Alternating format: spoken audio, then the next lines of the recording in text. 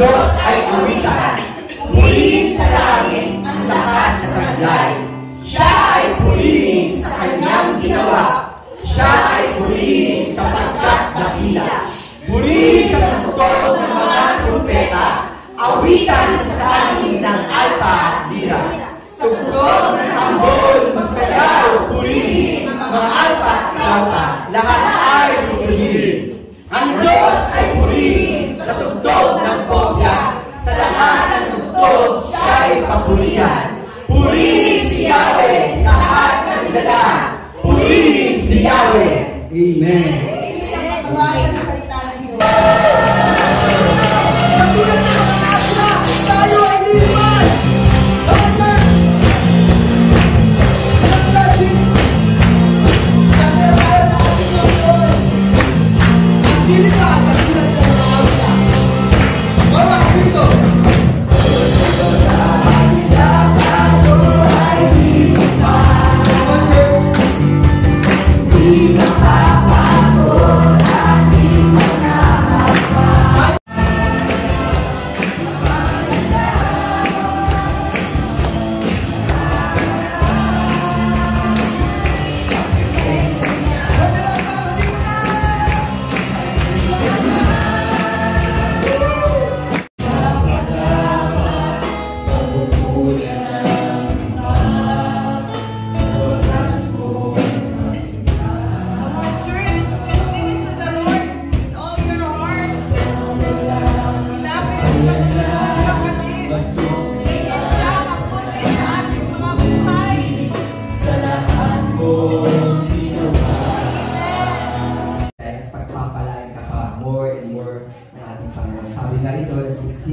Digdig at umaapaw ng pagpapala. That's why I encourage you, my brothers and sisters in Christ, na nandito ngayon. This is a test ng ating pananampalataya.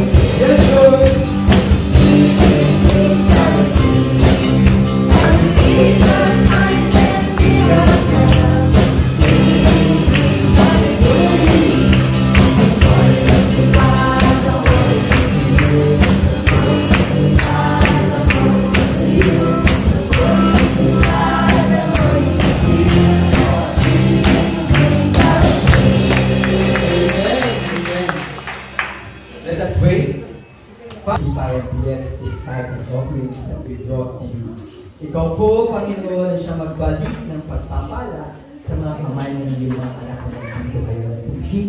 Liglig at maapaw ng pagpapala. Ngayon pa lamang po, Panginoon, piniklig na po namin ito. Thank you for everything, Lord. Thank you for everything. Naway magalit po ito para sa iyong kaharian, para sa iyong kaluwalhatian, para sa iyong mystery. Thank you, Lord. In Jesus' name we pray. All the people of God is here. Amen. Alam niyo po, itong April 2, napakahalaga sa akin po. Hindi ko makakalimutan po itong April 2. Kumbaga, makasaysayan sa akin. Kumbaga, para sa akin, dito ako na-bless ni Lord, na dito pinakilala ni Lord. Para baguhan sa yung faith ko, no?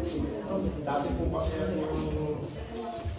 Pero bago po, ano po yung April 2? Kasi April 2 po, ito po yung araw na... For Fool's Day. So, parang Sunday is March 27, pero po siguro po dahil wala po flight na parang April 2 kami. Biyernes Santo po yun, yung flight ko. Tatandaan ko po yan sa Pilipinas kami umalis ba ako ng araw, may pabasa ko. Biyernes Santo, dapat palang Biyernes Santo.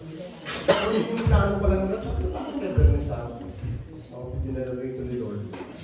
Yung parang plano si Lord, hindi ko na alam yung year, kung ano yung April 2, mahal na may bakit ito, ano yung year. Pero yung plano pala ni Lord, yung April 2, kasi isang taon pa lang ako sa training visa po ako noon, isang taon pa lang ako noon, tumakas na po ako sa factory ng tapos. pastor dito. Hindi ko pa alam yung April 2 na yun, yung palang magiging dahilan ko para magkaroon kasi ng amnesty rito nun eh. Naging legal po ako ng April 2. Nung pumasok ko na, uwi ako ng March 27, hindi ko ako makakauwi nun kasi yung pagkakaroon sa una nun. Pumasok pa ng April 1, pataas, pwede ka mo magiging legal. Eh, noong time na marami nag-attend po ng mga pababa ng March 27, pababa po ng March, marami nag-attend, hindi lang po sila pinakawalan ng immigration doon. Kasi nga, kaya ako nun talaga nun kasi kung kilala niyo po si Father Genta, kung tama si Father Genta, pwede pa ba akong magpahistro? Kasi kailangan, kasi ganito ako pumasok, pwede pa. Kaya ng taon, nakauwi po ako, kaya praise God. Yung palitan sa akin ni Lord, kaya pala ang April 2, at di niya po pinapunta rito ng March 27, may plano para siya, makauwi pa ako ng Pilipinas. At kung nakauwi lang talaga, ito pa nga April 2 na ito rin pala plano ni Lord, na pinita ko ng Korea, para mabago ito, para mamuna yung aking faith na namin pinangangawakan. Sabi ko po sa Pilipinas. Kasi po, nung nasa Pilipinas po ako, nag-active po ako sa Catholic. Ako po ay nasa nagpilit ng music ministry sa Pelican Pen. Sabi po sa isa lang. Ganun po ako nag-pilit sa Pelican. Tapos, naging wife. Tapos, ako po ang ginawa pang chairman ng youth ministry ng aming pastoral. So, napaka-active ko kaya nung pumunta ko rito ang hinarap ko talaga yung charge. Kasi yung training visa po ko rin, ang day off ko lang noon is one Sundays. Kaya kung saan nakapag-day off ako ng Sunday, hindi pa rin po kasi wala pa ako sahod. Kaya siguro, mga second month pa lang, bago ako nakapunta po sa Daegu. Sino nakakalam sa Daegu, meron po yung community ng Pilipinas. Doon po ako nagpagsipan. Pagpunta pa lang ako doon, naglalita ko. Pero inaawit ko yung isang kanta doon. Talaga, iyak ako lang iyak ko kasi wala parang po, sinanap ko talaga yung appreciation ni Lord. Pero may plano pala si Lord na gano'n pala na mababago kasi yung pain ko sa amin. Kasi sabi ko ng pain ko, bibitawa yung pain ko kahit anong mangyari. Kasi, maniwala pa rin parang bless ko, parang kinala ko na siya nung pero hindi pala yun. May plano pala si Lord na yung sa kuya na hindi lang pala ako pagkatrabaho ang gagawin kundi may plano pala na baguhin pala yung ating pag-iisip o yung ating mind na ito pala yung gagawin Lord. Kaya sobrang pasasalamat ko itong April 2 pero nabaptize po talaga ako August 10, 2014. Pero yung April 2, kasi April simula, ito pa yung plano ng Lord. Yung way ko, pumunta po sa ganito, napunta po ako din sa church na to. Dito na rin po ako nabaptize, si Lord. Dito na rin po ako nagpagbasa ng Bible. First time ko nabasa ko 3 beses po yung Genesis to Revelation niya. Nung pastor meron pa talaga nung kaya doon lalong namulat yung aking kaisipan na ganun pala. Kakaro ko noon, iniisip ko yung Pilipinas. Sabi ko, bakit yun? Natanong ko pa nung bakit kaya ang Pilipinas? Napakahirap na bansa sa talang Kristiyano naman at nakikilala nung kayo. Pero nagbasa ko yung Bible. Kaya pala ganun. Ganun pala, kaya kasi po sinabi ng Pilipinas, may pinapagawa sa atin si Lord siguro kapagpabago sa ating mga sarili. Kaya yun, sobrang pasasalamat ko kay Lord. Itong April ko na po, hindi ko makakalimutan. Kaya sa kanya ko lang binabalik ang pagpuri, pasasalamat. Pasasalamat sa kanya.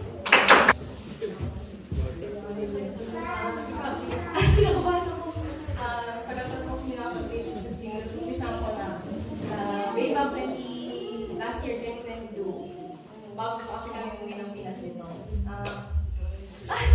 Naiiyak kasi by October last year, nag-apply ako ng visa para kay Ned. Para po, ano na siya dito. Pero ang dami po talagang trials upon application. So, naka 3 attempts po kami, twice na dinay yung visa niya. But then, sabi ko kay Lord, hindi talaga ako give up. I never really give up, sabi ko sa kanya.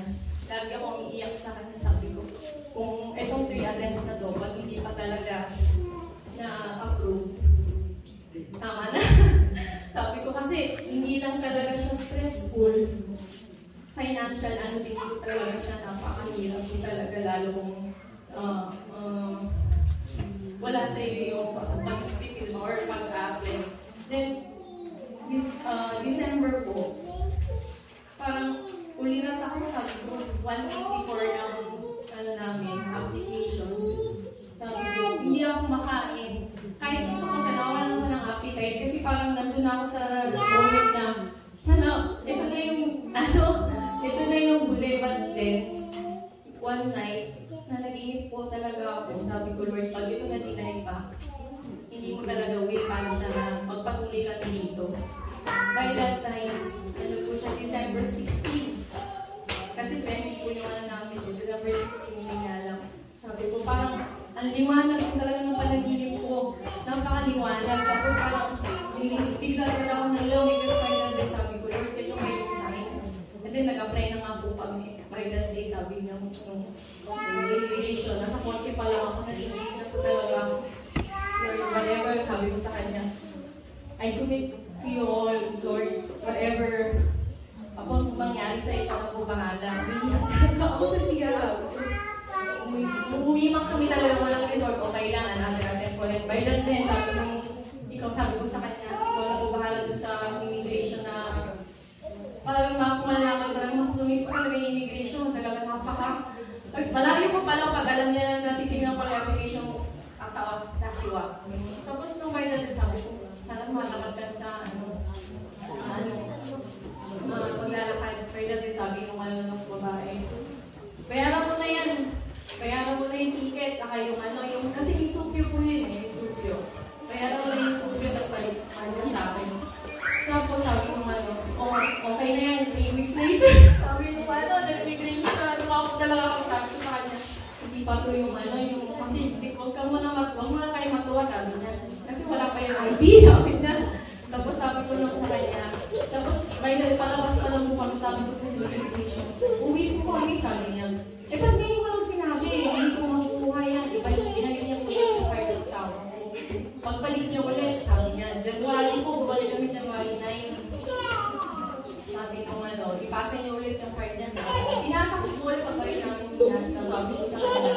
Hindi pa rin po kami nag-vacation kami, pero hindi pa rin po kami satisfied kasi nga, pending yung application namin. Tapos, kahit po nasa test po kami, sa kanya, huli natin. Nag-apply yan sa January 10. Natanggap ko namin yung card niya.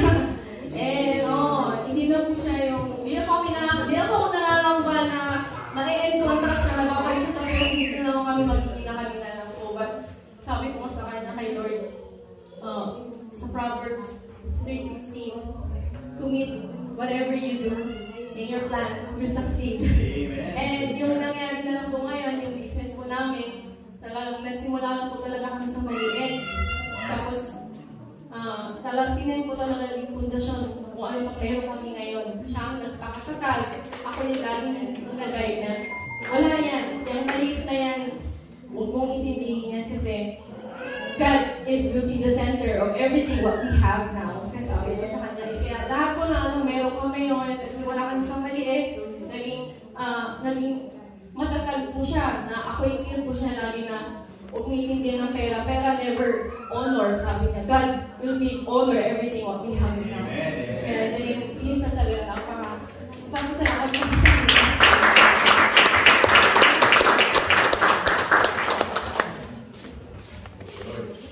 Amen. Kaya huwag tayo sumuko, lagi na tayo mag-pray. Good afternoon, everyone, and welcome to Rialto.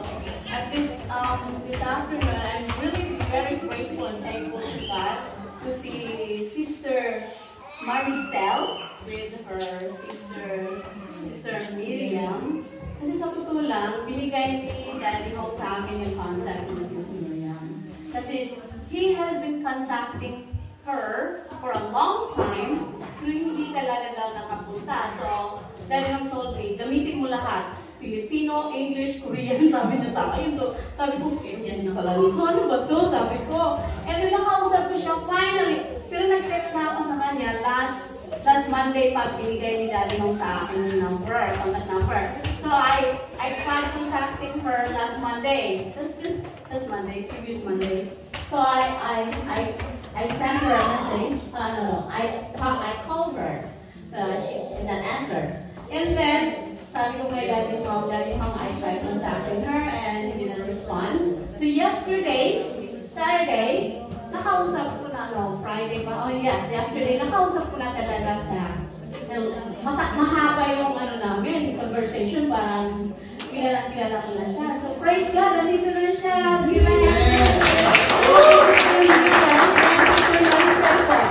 Welcome po to ACPC. Alright, in behalf. Alright, so, pinag-pray ko yan lang. And then, yan na, ginamit ko tayo para mapunta po sa makabisita and to join our fellowship with God. And another one thing that I'm really grateful and thankful to God is this month, marami pong anniversaries, diba? Actually, anniversary po namin na asawa ko, wedding anniversary. So, na kami, 10 years plus. Pero, we've been together for 15 years. Hindi po kami kinasalon, so 10 years na yung kinasal na kami. So, I'm so grateful na umabot kami nun. And then, so, I'm counting more years. So, parang, ano ba? Parang wave. Tidal wave, dumating na. Tsunami, dumating na po yung tsunami. And then, more tsunamis pa siguro to go or to overcome. Anyway, I hope na wala namang tsunami pang dumating sa buhay namin mag-asawa, no? But I'm really grateful to KCPC kasi nga, especially Pastor Rafi, is to mention is Malu, sila po talaga yung nagiging, nagbibigay talaga sa akin ng more, yung strength to overcome everything. Lalo na si Pastor. To tell you frankly, nag-usap kami, personal counseling with me. I'm a counselor, actually. Tapos ako bachelor, major in guidance and counseling. Pero I need a counselor.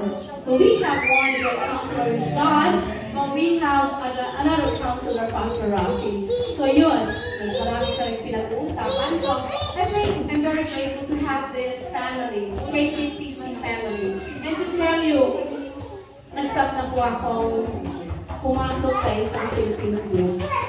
Lang. And then just recently, 2023, nabago yung perspective towards Filipinos. I'm sorry to tell you, para mali yung iniisip ko noon. But because of this group, KCPC, nalaman ko na mali pala yung iniisip ko. Although, meron talagang ganon. Pero I'm really grateful, praise to God, na dito ko rin natatagpuan yung grupo, yung tunay na pagmamahal bilang brother, real brother and sister. Sis Malu said, yung brotherly natin, brotherhood at sisterlyhood natin, eternity yan. Yung blood na brotherly and sisterly, meron din yung time na kukunin natin, di ba? Di ba mag-away yung siblings? Pero itong brotherhood natin dito, never. Kasi eternity, tayo magiging brother and sister. At isa lang yung Father natin, God the Father. And so, in line with that, thankful to God. Kasi April po din ako dumating ng South Korea. Yes, so I am growing a lot. So, I didn't grow by height, but I'm growing in other aspects of me. So, before, sobrang mahihayin po ako, but now, hindi na po ako mahiya. And then, one thing na nagpapasalamat ako kahapon, it was a very successful first Korean class. We had it. So for those who are interested, try to enroll in Korean. It is free for everyone. So please come and join us every Saturday from 5. Beginners class will be 5 to 6. And the other class, like middle class, middle level will be 6 to 7 or 7 6 to 8. It depends on the time. So kahapon nag-overtime kami yan. So we had that good class yesterday. So thank God for that. And we've gone our back to our Father Heavenly God. Amen.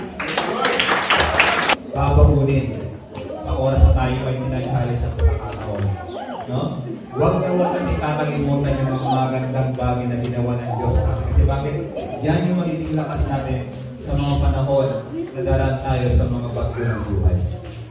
Kasi nga, sabi nga, in this world, we cannot avoid sorrow. Sinabi ng Panginoon yan, di ba? Sa mundo ito, marami na kaguluhan. Di ba? So, ang kaguluhan na yan, ating mapagtatagumpayan kung lagi mo nakikita ang kabutihan ng Diyos. Amen po ba? So, sa mga oras na ito, ay nais kong dalhin kayo sa isang pag-aaral. Kasi sa Pilipinas, tayo mga Pilipino kasi, ano tayo? Meron kasi celebrate kung tawagin natin ay mahal na araw. Tama po ba? And of course, wala kasi sa Pilipinas, pero yun pwede natin celebrate. Pero nais ko pong bigyan po ng isang mahalagang mensahe sa mga oras po ito, patungkol po doon sa buhay ng ating Panginoon nung siya'y nandito pa sa mundo nito. So let's open our Bible in Matthew chapter 21, verse 1 to 10. Basahin ko natin.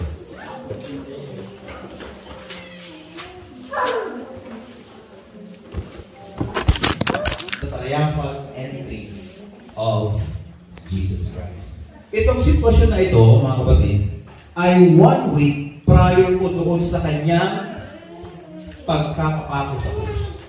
Okay, kung baga dito, 5 days na lang, bakit ito pangyari, 5 days after that, doon na siya papako sa krus. Diba? Nasisisal. Ito yung hari na sakay ngayon ng asno. Because this guy is talking about the spiritual kingdom, he is now addressing the spiritual eye can only see the King. That is the Lord Jesus Christ. So to make the long story short, mga kapatid, ba't ko pinasabi? Para maintindihan natin kung ano talaga yung ginagawa. Bakit nangyari itong kwento. So ano po yung, sa madaling salita, ano po yung pinapahiwatig ng kwento na yan? It's very simple. The story shows us how Jesus worthy to be accepted. Sa salita, sa isip lang. Pero wala naman sa buhay. Di ba? Minabasa ka ng salita na yun, hindi nga nagagawa. Sabihin mo, tinanggap mong Panginoon, mahal mong Diyos. Parang, first principle, spiritual principle. Accept Jesus Christ in the light of God's word. Tanggapin natin ang Panginoong Jesus sa liwanag o sa pagpapakilala ng salita ng Diyos sa atin. In Matthew chapter 21 verse 4 it says, this took place sa ating puso because this is the temple of God. Amen ba? At pagpapakilala siya. Yan ang nais ng Panginoon. Para nasa mo yung kanyang joyfulness and gladness. Kaya mo sa kwento. So, is Jesus worthy to be accepted in our life? Amen ba? If you say yes, do it! Act on it and decide now. Decide now by acting the 3 spiritual principles that I've shared to you. Ano yun? Accept Jesus Christ in the light of God's word. Sabihin, from now on, bukas, mamaya, sisimulan mo nang magbasa ng salita ng Diyos. Accept Jesus Christ with full submission and dependence on you. Challenge number 1, gusto challenge sa inyo. I-try nyo, huwag magreklamo ng isang linggo. Challenge ko sa inyo. Whatever happen it is, fair man o unfair, sabihin mo sa sarili mo, Lord, hindi ako magreklamo ng isang linggo. Kaya ba yun? Bakit? Magsasubmit ka sa Diyos. Remember, your submission is not on your self-made. Your submission is to the Lord. Para mabasa na yung sabi ko, ito lang yung nagpapahirap sa atin. And accept this Christ with gladness in our life. We need to decide now that Jesus Christ is worthy to be our Lord, Master, Savior, King, Redeemer of our life. So in response to the message that I've shared to you, okay lang ba? Let's sing this song. Kailangan ko yung ating musician. Para we try. Please come. Let us respond to this song. And